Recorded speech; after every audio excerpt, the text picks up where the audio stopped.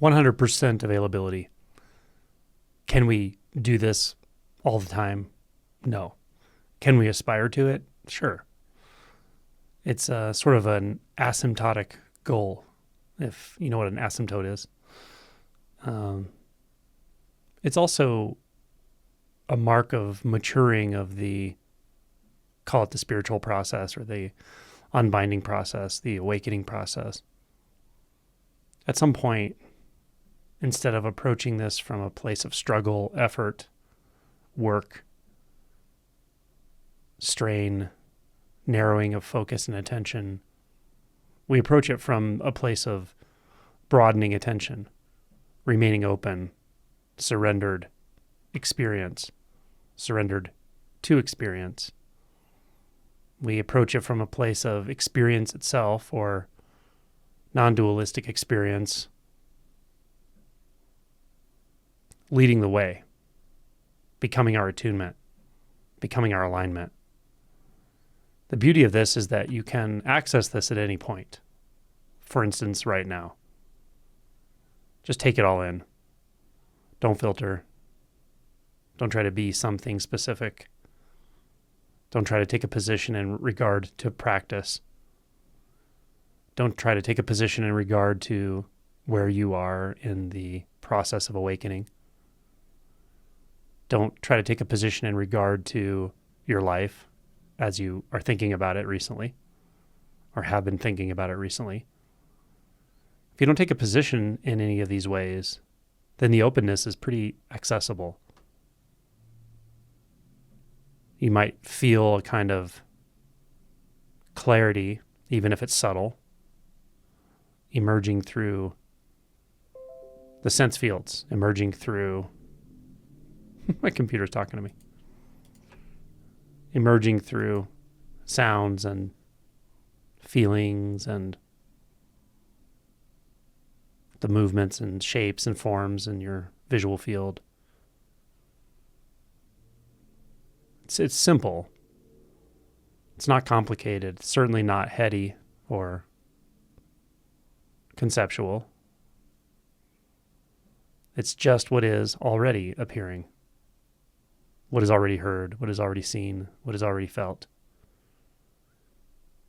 Already meaning right now. If it's 1 second in the past, then that's not actually what's occurring, it's the thought about it. So are you in the thought about what's happening, or are you in what's happening? Are you experiencing the thought about what's happening, or what just happened?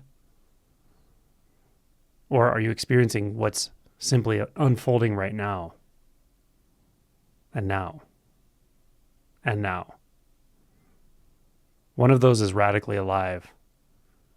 One is stereotyped, conditioned, uncomfortable, unreal. How do you choose that?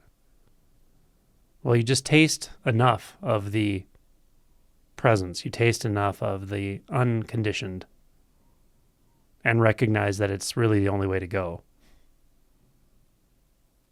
The other choice is a graveyard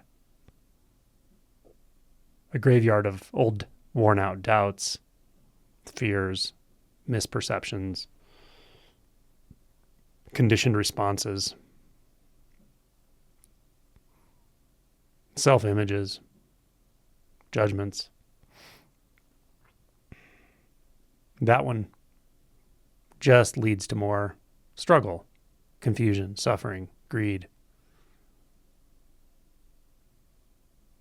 So inhabit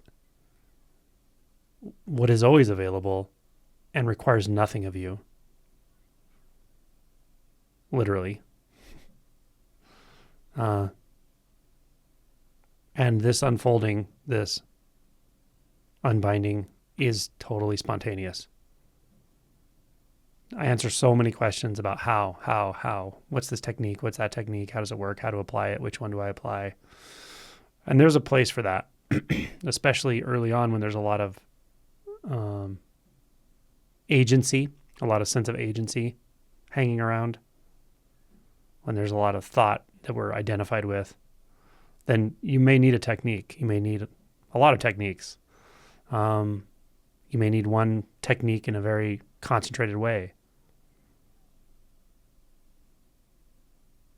But in a sense, that is also reifying the practitioner. And at some point, even the practitioner being here is too much. It's cumbersome. Because it's a filter. And this is unfiltered. This,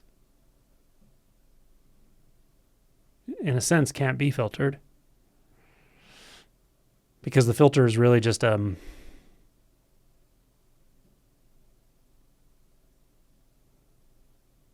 it's a reflection ultimately. But it's an imperfect reflection. As reflections are. So these words I'm using are really just trying to guide anyone who's listening back to the simplicity of this availability, this unguarded, open receptivity, always available. And it's not incompatible with any practice either. Essentially, any practice that you take up will lead you to this if it's utilized intelligently. This that I'm pointing to is the point of practice. It is the goal of practice.